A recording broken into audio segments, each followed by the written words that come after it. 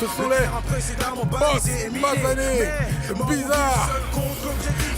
Ton dispositif du marshmallow pour les gars de la Shadow. Prêt à te plier, si t'es pas préparé, attache ton harnais pour un décollage vers l'infini. Yeah. Béret vert. En mission sur terre, technique de l'artère brûlée comme stratégie. Vene vede vici, pas de chose ni de fanfaron ici. Mais une division avec une force de frapper nuit, de jour comme de nuit, les gars de la Shadow. On dit quoi, Doom? On dit qu'on est là, on est content de reprendre l'émission. Toujours là, toujours présent, ce sont les boss. Basané et bizarre. Yo, boss Basané bizarre. Un concept vraiment étrange qui sort de nulle part. On est là, on a débarqué un jour dans vos oreilles. Tranquillement, on s'est inséré et puis on essaie de faire durer la chose tranquillement, quoi, tu vois. Vous pouvez nous contacter, bien sûr. On fait ce podcast vraiment pour vous, pour essayer de vous donner un peu de pêche, d'envie, de conseils et d'envie de faire des choses surtout, quoi. Donc, vous pouvez nous contacter par mail à contact@bossbazabiz.com. La page Facebook, c'est Boss Bazabiz. L'Instagram, c'est Boss Bazabiz. Et le Twitter, c'est arrobase. Bah oui. Boss Bazabiz. Et voilà, donc en fait, on attend vos questions. On est là pour répondre à tous vos souhaits. Si d'aventure, vous avez des thématiques que vous voudriez nous voir traiter, donc n'hésitez pas. Vraiment, on est là pour vous. Et comme on vous le dit, on touche pas de thunes pour faire ça, quoi. On est juste là pour parler un peu, se raconter, et puis essayer d'élever un peu l'esprit entrepreneurial de nos fellow citizens. Tu vois, tous, tu sais, on est tous basanés, et c'est le concept de l'émission. On est tous basanés, mais on le sait pas. On le sait pas ou on ne veut pas se l'avouer. Mais on est tous pareil, on est tous de la même origine, on est tous des basanés. Et voilà, simplement donner de la force à tous ceux qui ont envie d'entreprendre, tous ceux qui ont envie de faire des choses, tous ceux qui ont envie d'aller plus loin. C'est très très important. La thématique du jour, c'est le confort. Alors, c'est vrai que parfois dans nos sociétés, en fait tout le monde d'ailleurs dans ces sociétés, dans nos sociétés modernes, cherche le confort. On veut être bien devant son canapé, regarder sa télé, qu'on n'ait pas de problème, pas de soucis, une vie cool comme ça, tu vois ton aquarium télé qui se transforme t'as ta télé qui se transforme en aquarium de temps en temps, et puis sinon ce sont des programmes que tu avales, que tu ingurgites à longueur de journée, et tu réfléchis pas, tu es là posé sur ton canapé et puis tout va bien, quoi. Parfois tu questionnes le monde parce que tu as vu un reportage qui te casse les pieds. Tu vois un enfant africain avec un ventre ballonné, tu te dis tiens, je donnerais bien à la Croix-Rouge ou à un autre organisme, peut-être Médecins du Monde, qui sait. Médecins du Monde, bah oui. Oui, un autre organisme. Et voilà, quoi. Et puis tu te dis c'est cool, je suis là, je suis posé, quoi, pépère, donc il y a pas de problème. Mais je pense que c'est vraiment l'un des mots de notre société, le confort, parce que tu sais, on court tous derrière ce confort illusoire, à mon sens. On veut son canapé, on veut sa maison, on veut sa télé, on veut ses petits biscuits, et on est calé, et puis voilà, tout va bien, quoi. On n'a plus à penser, plus à réfléchir, plus à se prendre la tête, à se dire tiens, si j'avais fait ci, si j'avais fait ça. Et donc, je voulais parler aujourd'hui, moi, du confort, parce que je pense que c'est vraiment quelque chose qui nous mine et qui nous dessert vraiment. Le confort ou la zone de confort? Le confort, oui, c'est vrai que c'est un peu différent, mais je dirais le confort de manière générale, parce qu'en fait, quand tu es dans le confort, tu es dans une zone de confort, même sans t'en apercevoir. Tu es dans quelque chose qui te met dans un état d'esprit où tu n'as pas envie d'aller plus loin. Tu n'as pas envie de voir plus loin, d'entreprendre, d'essayer de faire que les choses soient un peu différentes, quoi. Le monde tel qu'il est, il n'est pas parfait. Et on le sait bien qu'il n'est pas parfait. Mais quand toi, tu as ton propre confort, tu as tendance à te dire, écoute, moi, ça va, le reste, on verra plus tard. Les autres crèvent de faim à côté, c'est pas trop grave, on va rester cool, et puis on va essayer de gérer ça plus tard. Si je peux donner une petite pièce pour me donner bonne conscience, ce sera bien, mais après, on verra, quoi. Et je pense que c'est vraiment un mot pour tous ceux qui veulent entreprendre, ceux qui veulent faire des choses.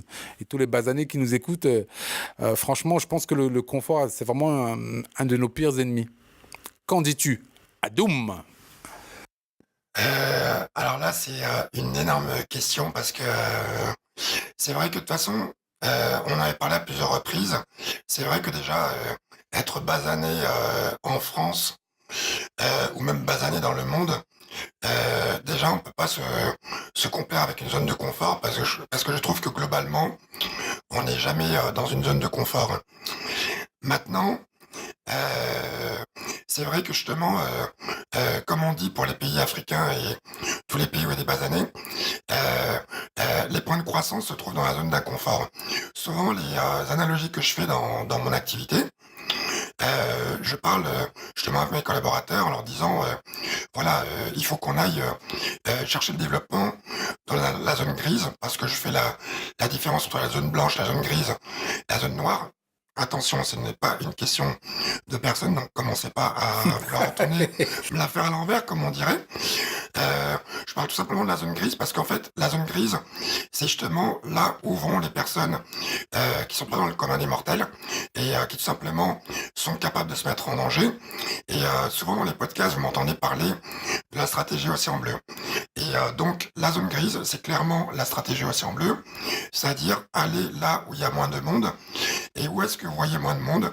Bah, c'est dans les endroits où il peut y avoir globalement un risque de prendre des coups ou tout simplement de se loser, quoi, tu vois. Oui, mais exactement. Et tu sais, en fait, je pense que le confort a cela de négatif que ça ne te permet pas de te remettre en question. Et le challenge de l'entrepreneur, c'est la remise en question permanente. Tu as une idée d'un business, tu veux aller quelque part, donc tu veux challenger la normalité parce que tu te dis, ok, moi je pourrais pas aller là-haut parce qu'il y a peut-être des entreprises beaucoup plus grosses et plus importantes que la mienne qui veulent faire la chose. Je veux pas aller là-haut parce que ça va peut-être être difficile, ça va être compliqué. Mais c'est justement ce côté difficile et compliqué qui dévoile l'opportunité. Parce qu'effectivement, comme il y a des monopoles, comme il y a des chemins beaucoup plus difficiles que les autres, personne ne les emprunte. Et en fait, les monopoles restent des monopoles parce que personne n'emprunte ces chemins. Ouais. Personne n'ose aller beaucoup plus loin. Personne n'ose, tu sais, simplement questionner l'ordre établi. Moi, je suis toujours comme ça. Alors peut-être que c'est le rap qui m'a donné cette envie de me projeter ailleurs et d'être différent, mais j'ai envie de challenger l'ordre établi et de me dire, ok, on me dit que c'est rouge, mais pourquoi est-ce que c'est rouge? Est-ce que je pense que c'est vraiment rouge? C'est peut-être mes yeux qui me trompent. C'est peut-être parce qu'il y a 20 personnes qui m'ont dit que c'était rouge que je pense que c'est rouge. Mais en vérité, c'est bleu. Ah ouais, c'est ça. Oui. Et qu'est-ce qui, et effectivement, ça peut être bleu. Donc moi, je soutiens que c'est bleu et je vais vous montrer que c'est bleu. Et donc, je vais construire mon business pour vous amener à croire que c'est bleu parce que je pense que ça va plus dans mon sens que dans le sens que dans un autre sens. Tu vois? Et donc, je pense que c'est vraiment essentiel de d'être différent, tu vois. Et la différence, c'est le côté bizarre, tu vois, de boss, basané, bizarre. C'est-à-dire que nous devons systématiquement être différents, nous devons montrer que on a quelque chose en plus à amener aux gens. Donc parfois, tu es dans ta zone de confort. Tu te contentes de ce que tu as, tu te dis non, j'ai pas de soucis, j'ai pas de problème, ça va bien, tu as ton petit salaire qui tombe à la fin du mois, ça te satisfait, tu as ton petit truc qui tombe de l'autre côté, ça te satisfait, et puis tu vas pas beaucoup plus loin. Oui, c'est ça, et c'est une vraie problématique. Ah, en fait, ça veut dire que t'as pas d'ambition pour toi-même. Tu n'as pas d'ambition pour toi-même. Et pour ceux qui ne connaissent pas, nous invitons à aller sur la présentation de notre podcast. Et on vous rappelle que nous, comme a très bien dit Albert, on n'est pas du tout pour le métro boulot dodo. Donc d'une certaine manière, la zone de confort, comme tu viens de l'exposer, c'est le côté métro boulot dodo, c'est-à-dire que t'as en fait ta forme de routine, ta forme de fonctionnement, où à un moment donné, t'atteins ton seuil de compétence, ou ton seuil d'incompétence, comme on dit, par rapport au syndrome de Peter. Et en fait, par rapport à cette démarche-là, si justement tu veux réveiller ton surmoi et devenir un super toi, il faut d'une certaine manière aller se mettre légèrement en danger. Tout à l'heure, tu as parlé du rap, et je trouve que c'est une très très bonne analogie, parce qu'effectivement, si je me souviens bien, bon, moi j'ai jamais été rappeur, mais j'en ai quand même pas mal écouté, le rap, quand tu rappes pour tes amis ou ton entourage et ta famille, forcément par rapport à eux, tu as des compétences qui sont largement supérieures à eux. Donc, comme ce sont tes proches, légitimement, ils vont plutôt être à t'encourager en te disant, bon c'est super. Et comment justement à un moment donné, t'as pu faire ta carrière? c'est qu'il a fallu que tu puisses te confronter face à des personnes qui étaient aussi les boss de leur quartier ou les boss de leur rue ou les boss par rapport à leur famille, et justement pour savoir si est-ce que c'est pas simplement ta famille qui a fait en fait une distorsion de ta réalité et qui t'a fait croire en fait que tu étais un tueur. Et bon, je me souviens pas, tu connaîtras mieux que moi des exemples de rappeurs qui sont arrêtés très rapidement parce qu'en fait ils ont vu qu'ils étaient pas au niveau. Et voilà quoi, c'est juste pour dire que c'est en allant te confronter aux autres que justement tu peux voir des points de faiblesse et pouvoir t'améliorer. C'est-à-dire ne pas avoir peur d'aller te confronter à l'échec, parce que l'échec, comme une forme de destruction, c'est quelque chose qui permet de reconstruire et être plus fort. Après, il y a un autre exemple qui me vient, toujours les métaphores sportives. Tu es le boss, tu es le meilleur boxeur de ta salle de sport. Voilà, ça fait depuis 10 ans, 15 ans dans la salle de sport. T'es comme on dit entre guillemets, le grand de la salle de sport, tout le monde l'admire et tout. Tu mets des KO, tu entraînes les plus petits et tout. Et voilà, mais est-ce que tu es vraiment le meilleur? Oui, et quelque part, tu sais, l'entreprise, c'est vraiment la confrontation systématique aux autres. Et comme on dit, tu sais, à l'heure actuelle, la compétition n'est pas dans ton quartier ou même dans ton pays. La compétition est mondiale. C'est-à-dire que demain ou après-demain, tu vas essayer de faire quelque chose, tu vas dormir sur tes lauriers, et puis il y a un gars qui va sortir de nulle part, qui va te botter le cul, et tu vas dire, oh fuck, j'ai pas vu ça venir, oh merde, et tu vas prendre une rousse comme jamais t'en as pris. Tu vois ce que je veux dire? Il faut se préparer à ça, et devenir entrepreneur suppose vraiment un renoncement, à mon sens, à la stabilité. C'est la stabilité l'illusoire stabilité qui nous fait croire que non, tout va bien. Tout ne va pas bien. C'est-à-dire qu'en fait, le nombre de problèmes qu'il y a à régler dans ce monde est très conséquent. Le nombre d'inégalités, de choses qui ne vont pas, de choses à améliorer, il y en a partout. Donc, je ne comprends pas, moi, que des gens se contentent de déléguer ça à d'autres personnes et se disent « Oh, moi, de toute façon, ça va, il n'y a pas de problème, je vais faire mon truc et puis, advienne que pourra. Si le monde va mal, c'est pas grave. » Mais mettons tous nos cerveaux en commun pour amener une solution, justement, à ces problèmes. Et c'est ça, le rôle de l'entrepreneur. Ouais, à chaque fois on dit ça, mais justement parler des entrepreneurs aux États-Unis, au Canada, en Australie, souvent en fait, c'est des personnes qui ont le mindset d'entrepreneur, parce que justement c'est des gens qui, ne serait-ce que par rapport à leur démarche de quitter leur pays d'origine et de pouvoir s'installer dans une zone où justement il y avait de l'inconfort total. Je rappelle juste les premiers migrants aux États-Unis, en Australie ou au Canada quand ils sont arrivés, il n'y avait rien qui était favorable à leur installation. Exactement. Et c'est pour ça que je dis aussi shout out, c'est-à-dire que vraiment je donne mon maximum de props, de bonnes vibes à tous les immigrés du monde. Parce que quelque part, quand tu prends ta famille, tu te dis que je vais me déplacer, je me mets en danger pour aller quelque part, mais c'est dans ce terreau qu'on va trouver les meilleurs entrepreneurs. Parce que quelque part, c'est des gens qui n'ont peur de rien, n'ont pas de limites et veulent dépasser justement leurs propres limites. Ils étaient dans un confort ou bien même dans un inconfort chez eux, ils essaient de trouver un Graal ailleurs. Et honnêtement, il faut les louer. Par contre, j'aurais quand même mettre un bémol. Je ne vais pas les louer comme ça de manière béate en dire ouais, c'est les champions du monde, etc., etc. Alléluia. Non, c'est simplement ou bien Allahu Akbar, peu importe. Mais en fait, c'est simplement dire je me déplace dans un but précis. Mais si je me déplace juste pour me déplacer, en pensant que l'Eldorado est ailleurs, c'est de la connerie aussi. Hein. Je veux dire, souvent, l'Eldorado est chez soi et non pas ailleurs. Donc moi, je prône quand même l'entreprise et l'investissement à domicile.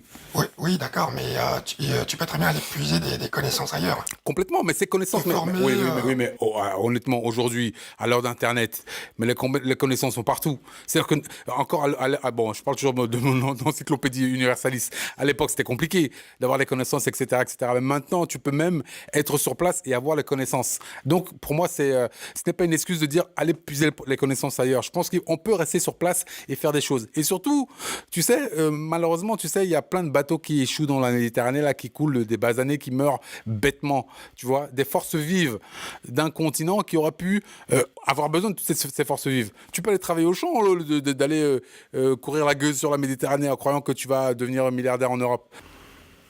Ok, vas-y. Non, c'est vrai. Moi, je pense que c'est ça. Et justement, est-ce qu'il n'y a pas un mix entre la zone d'inconfort et la zone de confort? Parce que les gens qui quittent l'Afrique, ils sont dans une zone de confort d'un territoire qu'ils connaissent. Et donc, effectivement, les routines, tous les codes, ils les connaissent. Mais justement, ils assument d'une certaine manière ce qu'on préconise, à savoir aller chercher les points de croissance et se mettre dans une zone d'inconfort. Moi, j'aimerais juste remettre dans le contexte une personne qui quitte son pays, notamment en Afrique, et qui fait un voyage qui dure pratiquement 1 an. Il me semble, à traverser le désert, à traverser différents pays, la mer, la montagne et tout ça, c'est forcément quelqu'un qui, d'une certaine manière, s'inscrit dans ce qu'on dit. Après, c'est juste évaluer le niveau du risque que tu prends par rapport au résultat. Et c'est vrai que là, le résultat, il est peut-être improbable, même si certains arrivent à transformer l'essai, quoi, tu vois. Donc, c'est vrai que la zone d'inconfort, c'est quand même une mentalité d'entrepreneur. Et tous les entrepreneurs qui ont réussi, c'est avant tout des personnes qui ont réussi à sortir de leur zone de confort. J'aimerais juste lire un petit texte très très rapidement qui résume tout ce que je viens de dire, qui dit tout simplement que sortir de sa zone de confort ne signifie pas renier ce que l'on est. C'est ce que l'on pense, ni ce que l'on pense, ni ce que l'on aime, mais c'est donner les moyens et la chance de découvrir le monde, d'expérimenter, sans se fier aux préjugés qui en découlent. Et voilà, donc d'une certaine manière, je pense qu'on a chacun en nous des qualités, des choses qu'on nous a apprises, et je pense que la meilleure façon de montrer son meilleur soi-même, c'est tout simplement à un moment donné, quel que soit le niveau de risque ou le niveau d'inconfort, tout simplement de dire voilà, on me détermine que je suis comme ça, voilà ce que je suis en réalité et que vous n'attendiez pas à voir, quoi. Et effectivement, tu sais, moi, il y a par exemple des proverbes qui m'horripilent, que j'avais comment dire, l'occasion de citer avant. Bon, j'étais très, tu sais, tu nais, tu es un peu bisounours. Ah, c'est super, c'est beau, tout est cool, tout est super, c'est chouette. Il n'y a pas de basané dans les bisounours d'ailleurs. Non, mais oui. Je voudrais dire. C'est vrai. Ah, remarque, ils étaient toutes les couleurs, peut-être. C'est vrai. Bon, il y a quand même l'ours brun. Ah oui, c'est vrai, j'ai oublié, pardon. Dédicace à l'ours brun, des bisounours. Mais bon, non, blague mise à part, tu sais, il y a des proverbes qui, en fait, t'ancrent dans une médiocrité. Tu vois, quand par exemple, on te dit le mieux est l'ennemi du bien, ça veut dire quoi? C'est-à-dire qu'en fait, donc, tu es bien ou tu te penses bien, ne va pas chercher plus loin. Contente-toi de... En fait, ça veut dire littéralement, contente-toi de ce que tu as. Quel proverbe à la con? Le mieux est l'ennemi du bien. Ah non, le mieux c'est encore mieux. Et c'est toujours, mais il faut toujours pousser plus loin, aller chercher plus loin, etc. En fait, tu sais, moi, je suis parfois dépassé parce que, tu sais, on rentre parfois dans des constructions mentales qui prédisposent un certain comportement ou qui nous mettent dans un certain schéma. On te dit non, ne va pas chercher plus loin. Toi, tu es bien là, reste là, tout va bien pour toi. Je te donne ton petit pécule et puis... non, mais je ne veux pas, moi, des gens qui gagnent le SMIC. C'est pas intéressant. On veut des millionnaires, on veut des milliardaires. On veut des gens qui puissent changer le destin d'autres gens. C'est ça la finalité, en fait, de Boss Basané Bizarre. C'est-à-dire, en fait, que tu te prennes en main, mais qu'à travers toi, tu prennes en main toute une génération. Nous, on veut des Dangote parmi nous. On veut des Tyler Perry. On veut des gens qui puissent influer une génération. Nous, à notre niveau, tu sais, on est en route. Hein. C'est comme je le dis souvent, tu sais, on ne fait pas payer ce podcast, etc. On donne des conseils. On est en route comme tous les autres sont en route. Et on vous demande juste, nous, en rétribution, que vous nous emmeniez un auditeur supplémentaire, un seul, qui puisse se dire, ok, ces gars-là, j'ai compris leur démarche, j'ai compris ce qu'ils veulent dire, ils ont un discours qui est complètement différent de ce qu'on entend. On n'est pas là à se plaindre, on n'est pas là à quémander, on n'est pas là à tendre la main, etc. On veut juste faire les choses, mais qu'on nous laisse faire les choses. Et même si vous ne nous laissez pas faire les choses, on fera ces choses-là. Parce que de toute façon, on est suffisamment bizarre pour vous dire « fuck you, on vous emmerde ». Et on s'en bat les couilles, on va arriver à faire ce qu'on doit faire. C'est ça en fait l'état d'esprit qu'on veut inculquer à toute la jeunesse qui nous écoute. C'est de dire « levez-vous, faites les choses ». Allez plus loin et ne vous contentez pas de ce qu'on vous dit, ne vous contentez pas de ce qu'on vous prêche. Même moi qui est en train de vous dire que c'est comme ça, peut-être que je dis des conneries. Donc levez-vous, apprenez, allez plus loin. Moi j'aimerais trouver, tu sais, un jeune qui nous écoute, qui revienne me voir 5-10 ans plus tard ou 2-3 ans plus tard et qui me dise « Hey, Ménélique, t'as raconté que des conneries. Ça c'était faux. Moi j'ai réussi parce que ça. Et moi, je te dirais bravo. Et je te serre dans mes bras, je te dis franchement merci. Au moins toi tu as compris et tu es allé plus loin que moi. Et tu as prouvé, tu sais, souvent les gens disent oui mais tu sais il faut que le fils dépasse le père. Mais c'est pas simplement de la bouche, tu vois. C'est le fils doit dépasser le père dans la connaissance, le fils doit dépasser le père dans la richesse, le fils doit dépasser le père dans tout ça, ou le fils ou la fille d'ailleurs, hein. Ce n'est pas sexiste, mais on doit faire en sorte de réveiller les basanés. Ouais, franchement là, t'as tout dit. On n'a pas la prétention d'avoir la science infuse, exactement ce que tu viens de dire. C'est-à-dire que nous, on parle dans un micro, on se voit et on essaie de donner les meilleurs conseils par rapport tout simplement, peut-être qu'en vous parlant, on se parle à nous-mêmes. On se parle à nous-mêmes d'il y a 10 ans, d'il y a 20 ans. Et peut-être ce qu'on vous dit, c'est peut-être ce que nous-mêmes, on aurait voulu entendre. Là, tu as dit une chose hyper importante. Bon, déjà, sur la chose de se lever et de faire, c'est essentiel. Mais tu as parlé de Dangote. Donc, Dangote, pour ceux qui connaissent pas, c'est Aliko Dangote, donc qui est un richissime homme d'affaires nigérian. Donc, qui est très lourd à prendre très au sérieux. C'est l'homme le plus riche d'Afrique, donc voilà. Ou le deuxième. En tout cas, il est dans ces eaux-là. Voilà, donc là, ce que j'aime bien dans ce que tu as dit, c'est que ça remet quand même dans le contexte. Souvent, l'Afrique est dépeinte à travers les bateaux, les gens qui viennent en France et tout. Mais il faut pas oublier qu'il y a aussi des milliardaires. Aliko Dangote, sa fortune est estimée à 11 milliards de dollars. Hein, on parle pas 11 milliards de francs CFA. Hein. Donc, on parle bien de dollars. Et donc, Aliko Dangote, si vous regardez un peu sa biographie, il a certainement un certain nombre de raisons pour lesquelles il n'aurait jamais pu devenir l'homme qu'il est devenu. Il aurait pu trouver d'innombrables raisons de ne pas l'être, mais tout simplement, un jour, il a juste décidé de sortir de sa zone de confort et d'aller chercher ses points de croissance, d'aller chercher sa réussite et d'écrire son destin, d'écrire son histoire.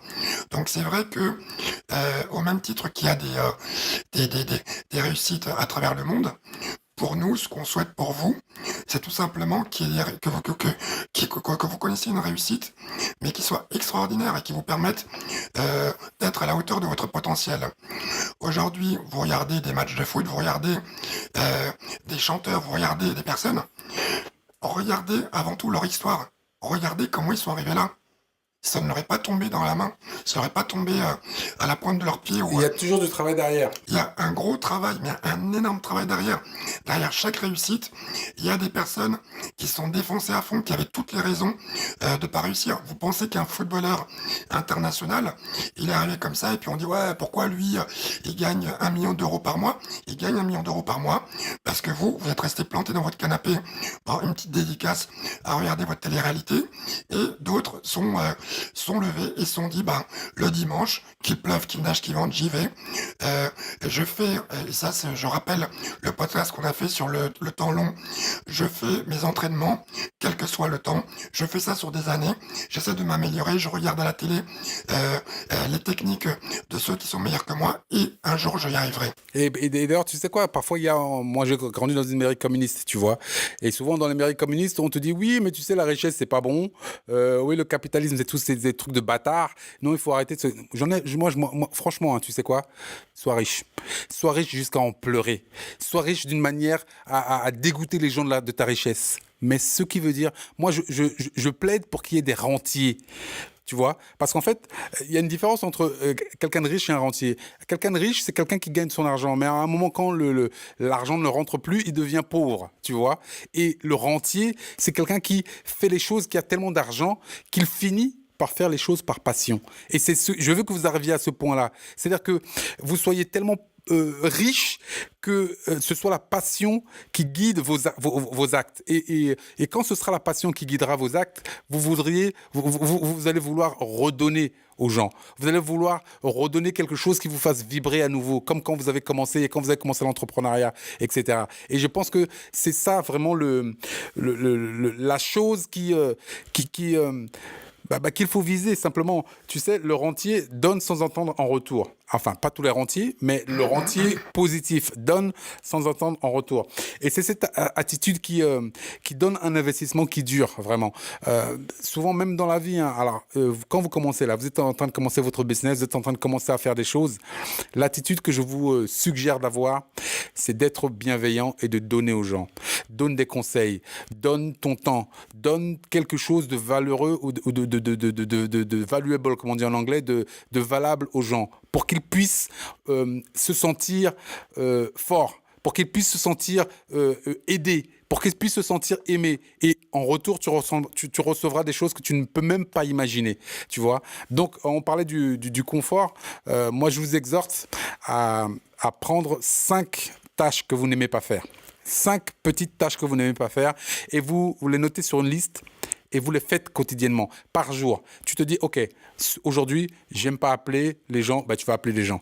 J'aime pas faire un peu de compta, bah, tu vas faire un peu de compta. J'aime pas faire ceci, bah, tu vas faire ce petit truc. Bah, j'aime pas aller sortir les poubelles, bah, tu vas faire les poubelles. Et tu vas sortir les poubelles, etc. Ce que je veux dire, c'est que il faut absolument que vous vous mettiez dans la tête qu'il faut que vous fassiez des choses qui sont inconfortables pour vous améliorer, pour devenir meilleur, pour devenir encore plus fort dans ce que vous faites. Et ça, c'est essentiel. Ouais. Alors, justement, parlons de l'argent et des mairies communistes. Bon, on va en parler directement. On va vous parler comme des entrepreneurs, donc on va être classé cash. Le communisme, dans les quartiers, c'est, voilà, prenez ça comme une place de marché. Dans cette place de marché, il y a un certain nombre de consommateurs qui sont justement ceux qui ont voté pour les communistes. Donc, question, est-ce que vous pensez que le marché va grossir ou se réduire pour les communistes s'il y a plus de riches que de pauvres? La pauvreté est un terreau pour les communistes dans les quartiers. Donc, lorsqu'on vous parle de la richesse, il ne faut pas tout de suite balancer les propos tout nazes, franchement pas constructifs. Ah ouais, donc vous êtes macronite et tout ça. Vous réfléchissez comme ça. Non, ce n'est pas ça. C'est qu'en fait, l'argent est un élément nécessaire pour tout simplement subvenir aux besoins de ses proches. Et il faut en avoir pour influer, c'est ça. Il faut en avoir pour influer. Et je ferai juste une citation de Philippe Bouvard. L'argent est un raccourci de la réussite. Et les raccourcis, c'est connu, éliminent tous les détails embarrassants. Donc même si vous voulez devenir communiste, soyez communiste parce que justement par rapport à toutes les idées humaines et tout, ça vous convient. Mais faites comme certains bobos. Soyez communiste avec de l'argent. Parce que vous serez plus heureux. Voilà. C'est très important et c'est très très important. Et donc je reprends ce que je vous disais tout à l'heure par rapport aux 5 tâches. Je vous en conjure. Il est important de sortir de sa zone de confort. Par exemple, toi, tu viens, tu crées une entreprise, tu dis « Oh putain, ça me casse les couilles d'écrire ce courrier, ça me casse les couilles de répondre à X, Y et Z, ça me casse les couilles de faire ceci, cela. » Ben, tout ce qui te casse les couilles, ben, fais-le. Fais-le. Lève-toi le matin, tu te dis « Fuck, ça va être une journée d'enfer puisque j'ai mis 5 tâches à faire qui me cassent les bonbons. » Ben, c'est pas grave, ça va te casser les burnes, mais tu vas le faire. Tu vas lever ton cul et tu vas le faire. Et après l'avoir fait, tu vas te dire, wow, ok, ça me semblait aussi dur, ça me semblait vraiment compliqué, j'avais l'impression de ne pas y arriver, mais au final, c'est pas aussi compliqué que ça. Et au moins, tu sais quoi, demain ou après-demain, quand tu vas embaucher quelqu'un, quand tu vas demander à quelqu'un de faire quelque chose, etc., bah, tu sauras le faire. Et tu vas pas te faire enfler. Parce que quand tu vas venir comme ça dire, oui, moi je vais faire ceci ou bien, est-ce qu'on peut faire ceci, cela, tu sauras exactement comment te positionner et comment faire les choses. Et ça, c'est très, très important. Ah oui, tout simplement, c'est à un moment donné, il y a ceux qui sont sur des rails. Donc prenez un train. Un train, par exemple, qui fait un Paris-Bordeaux. Imaginez-vous que, en fait, c'est dommage, vos amis sont, je sais pas, ils sont en Picardie. le Paris-Bordeaux, le train, il reste sur ses rails, il va tout droit. Et il n'y a pas d'élément de surprise.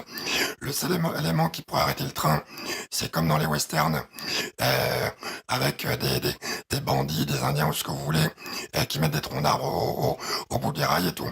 Et nous, ce qu'on vous invite, c'est acheter ou c'est vous prendre un putain de 4x4. Bon, c'est vrai que ça peut polluer, mais maintenant, attention, il y a des 4x4 quand même qui sont électriques. C'est prendre un putain de 4x4 et pouvoir justement tracer le chemin que vous souhaitez et aller où vous le souhaitez, quoi. Et je vais juste finir avec une citation, alors là, assez étonnante, de Charlize Theron. On dirait que Charlize Theron, voilà, est dans une zone de confort, mais elle dit « Je ne pense pas que vous puissiez créer quelque chose d'intéressant à partir d'une zone de confort. Vous devez travailler à partir d'une zone de peur et d'échec. » Voilà, et je pense que déjà tout est dit parce que c'est pas l'idée qu'on aurait d'elle. Tout à fait. Et Charlize Theron, qui est une basanée qui s'ignore aussi, non, elle s'ignore pas. Elle sait qu'elle est une basanée, puisque de toute façon, elle vient d'Afrique du Sud. Donc, oui. Forcément, c'est une basanée. Oui. Eh ben oui. Alors, s'il vous plaît, comme je vous le dis, quitter la zone de confort. C'était les boss basanés bizarres avec Adoum et ma man Menelik. On est là, on est ensemble, tu vois. Donc, s'il vous plaît, écrivez-nous sur contact@bossbazabiz.com et ramenez-nous un seul auditeur supplémentaire. On sera très très heureux. C'était Adoum et Menelik pour les boss basanés bizarres. Bizarre. Vini Vinci, pas de souche ni fanfaron ici, mais une division avec une force de frapper nuit, de jour comme de nuit, les gars de la chaleur. Les hommes fantômes disparaissent, puis réapparaissent. Les dépenses et elles transpercent la défense adverse. Ton dispositif fume marshmallow. Pour les gars de la halo, combat égal défait égal ciao. Ton dispositif fume marshmallow.